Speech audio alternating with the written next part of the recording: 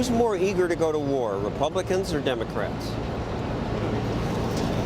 Republicans, I would say. Like Republicans? I think the Republicans start more wars. I would have thought that too, though over Syria, it's been mostly Democrats. Polls show more Democrats than Republicans support a military strike. So is this hypocrisy? Liberals and conservatives changing their position depending who's president? No, says historian Thaddeus Russell in a Mediaite column. What do you mean?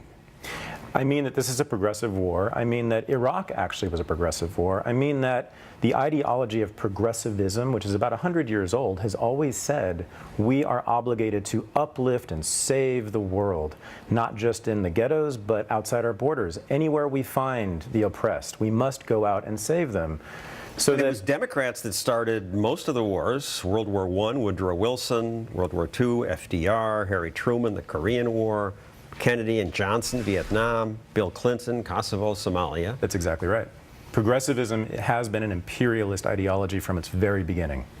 But in my lifetime, at least, it's Democrats who have dominated the anti-war movement. When George W. Bush asked Congress to approve the use of force in Iraq, the bill passed. But it was Democrats who said things like this. Vote no on this resolution. Thank you. When I look out over this crowd today, I know there is no shortage of patriots or patriotism. What I do oppose is a dumb war. So what's the difference?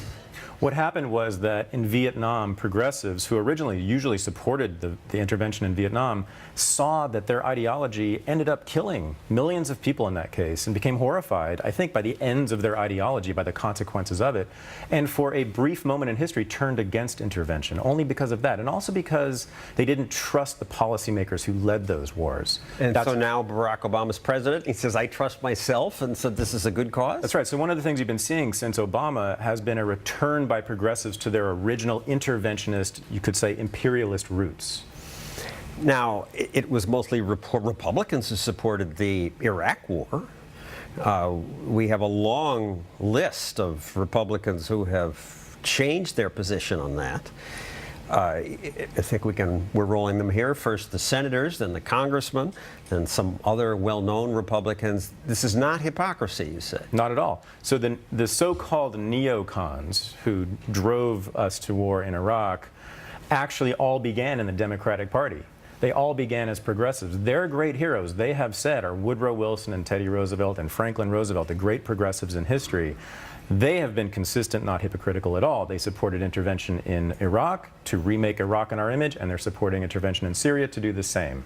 What we're seeing that's so interesting is the convergence of what's called neoconservatism with progressivism. What I say is neoconservatism is neither new nor conservative. They are actually fundamentally progressive. They are finding their natural allies in what are people called progressives. But at least this time, the majority is not going along. Well, that's good. Finally. I agree. That's good. But I'm puzzled most by the media, which everybody I've known in the media has been pretty leftist and mostly anti-war. And yet the media often seem to be leading the charge, at least at first. Chemical weapons, look at this picture, it's terrible. We must act. And I would think that MSNBC would be, the lefty channel would be the most anti-war, and it's done so much, let's go to war cheerleading. I just don't think that the world can sit idly by and watch innocent children be gassed to death. If you basically lied, put down a red line and say, don't use chemical weapons, and then he goes ahead and blatantly does it. But the most powerful words came from 10-year-old Cedra, a message she said she had for President Obama. Does he want his kids to be like us? Aren't we just like them? When we get bigger, we're going to write, Obama didn't help us. We have to attack or we're letting children die. MSNBC is finally understanding who they really are, what progressivism really is and always has been. Since we invaded against Spain and Cuba and the Philippines through World War I, II, Korea, Vietnam, Kosovo, and Somalia, it has been progressives who have killed far more people in this country than conservatives. But they don't just want to invade. What's the philosophy behind it? They ultimately want to remake the world in our image. That's what progressives have said since Teddy Roosevelt and Woodrow Wilson. That's what progressivism always has been about. It's about remaking the people in the ghettos in our image, meaning elite white Americans, and it means remaking the benighted people of the world in our image as well. And as you say, domestically, it goes well beyond that. We can make education better. We must run education. We must run healthcare. We must police the workforce. We can make everything better.